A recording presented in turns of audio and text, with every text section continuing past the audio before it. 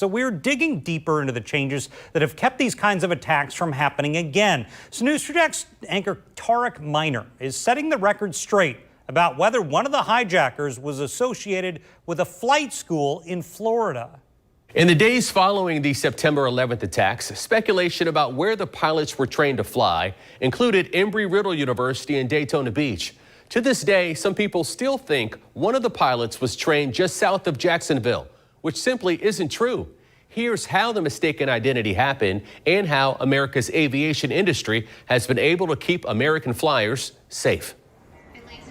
19 militants associated with the Islamic extremist group Al-Qaeda hijacked 4 airplanes on September 11th, carrying out suicide attacks, killing more than 1,000 Americans. Early reports indicated that one of the hijackers on American Airlines Flight 11, Waleed al-Shari, learned to fly at Embry-Riddle Aeronautical University in Daytona Beach. It turned out to be one of many cases of mistaken identity.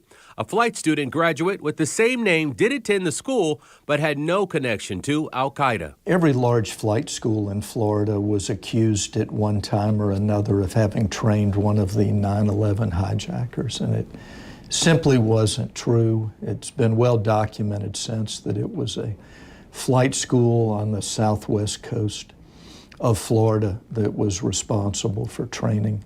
Aviation expert Ed Booth says accurately identifying domestic terrorists and investigating their radicalization is just one of the many things federal officials have improved upon following September 11th. Booth says 911 was a wake-up call for the aviation industry, one that called for immediate changes. One of the most important innovations made to every commercial airplane, bulletproof cockpit doors, impenetrable, with even a high-powered handgun. American pilots are ordered not to open the doors under any circumstances. A hypothetical flight attendant calls the cockpit on the interphone and says, "There's a man with a gun back here, and he's going to start shooting the passengers if you don't open the cockpit door." And the response is, "We will not open the cockpit door." The year following September 11th, the federal government reorganized the agency tasked to handle federal security, creating the Department of Homeland Security and the Transportation Safety Administration. Select pilots were also allowed to carry firearms through what's called the Armed Flight Deck Officer Program. The U.S. reinstated the federal Marshal program, putting plainclothes marshals on planes at random as well. The TSA also created a no-fly list, banning passengers who may present a threat on board. And as we learned from 9/11, a plane's last line of defense is the other passengers on the plane.